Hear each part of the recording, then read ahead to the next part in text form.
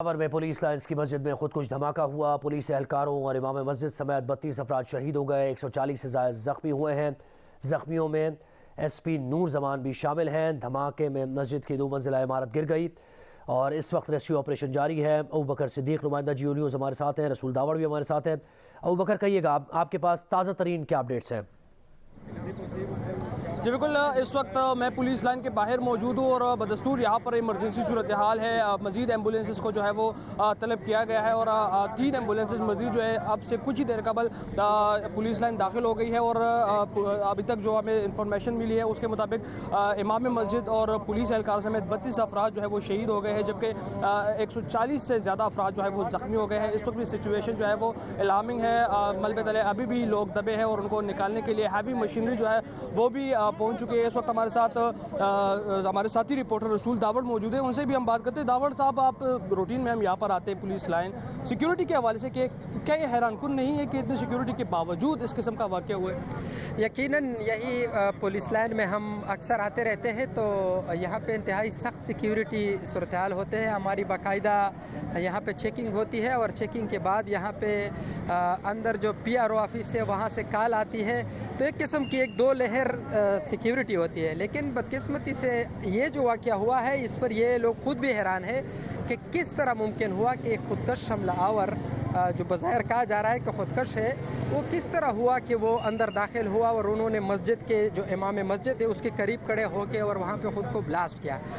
اس وقت جو صورتحال ہے اندر کی وہ یہ ہے کہ بہت زیادہ تعداد میں جو لوگ ہیں وہ اب بھی کہا جا رہا ہے کہ وہ ملبے تلے دب گئے ہیں۔ اس کے لیے مختلف جو جیکس ہوتے ہیں، جیک جس کو ملبہ ہٹانے کے لیے استعمال کیا جاتا ہے، اس کو اب اندر لے کر گئے ہیں اور ساتھ ساتھ جو کرین ہے اس کی مدد سے بھی کوشش کی جا رہی ہے کہ ان لوگوں کو باہر نکالا جا سکے۔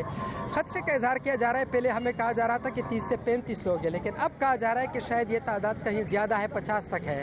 تو اگر یہ ہے، اور دوسری بات یہ کہ وہ کہا جا رہا تھا کہ اس ملبے کے اندر سے پہلے آوازیں آتی تھی تو اب آوازیں خاموش ہو گئی ہے۔ تو اللہ نہ کرے اس طرح نہ ہو کہ وہ سارے لوگ اس کو شہادت نصیب ہوئی ہو، لیکن کوشش مسلسل ہو رہی ہے۔ اس کو ریسکیو کے لیے ٹیمیں پہنچ گئی ہے، بھاری مشینری لائی گئی ہے اور اس کو نکالنے کی بھرپور کوششیں کی جا رہی ہے۔ دوسری جانب سیکیورٹی کے اب بھی خدشات ہیں اور اس کے لیے بھی پولیس کی بھرپور کوشش ہے اور ان کی یہ خواہش ہے کہ وہ کسی طرح سے بھی جو مشکوک لوگ ہیں اس پر اس کی نظر بھی ہوتی ہے تاکہ ایسا واقعہ دوبارہ رونما نہ ہو کہ دوبارہ یہ لوگ اٹیک نہ ہو جائے۔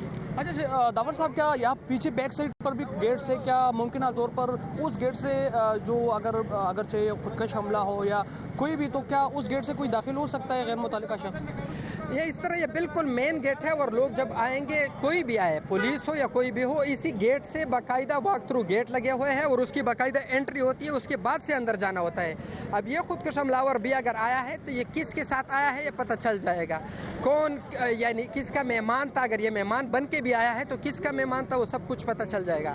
لیکن وہ ایک سیکیورٹی لیپس ہوئی ہے اور یہ اس جو پولیس لائن ہے اس کے بالکل بیک پہ پشاور کا جیل ہے، جو مرکزی جو جیل ہے سینٹرل جیل پشاور، وہ واقعہ ہے۔ اور یہ جو سامنے نظر آ رہا ہے یہ اب یہاں پہ IG آفس بھی ہے اور ساتھ وزیر اعلیٰ ہاؤس بھی ہے پیچھے، تو انتہائی حساس ترین علاقہ ہے۔ اس طرح جگہ نہیں، یہ کینٹ ایریا ہے، تو یہاں پہ یقیناً خود پولیس بھی حیران ہے کہ کس طرح خودکش۔ اب بھی آپ دیکھ سکتے ہیں اگر یہ مختلف جو جیکس ہوتے ہیں جس کو یہ ملبے کو ہٹانے کے لیے استعمال کیا جا رہا ہے، وہ چیزیں لا رہے ہیں تاکہ اس کو ہٹا کر پھر اس کے بعد اس سے لوگوں کو نکالا جا سکے۔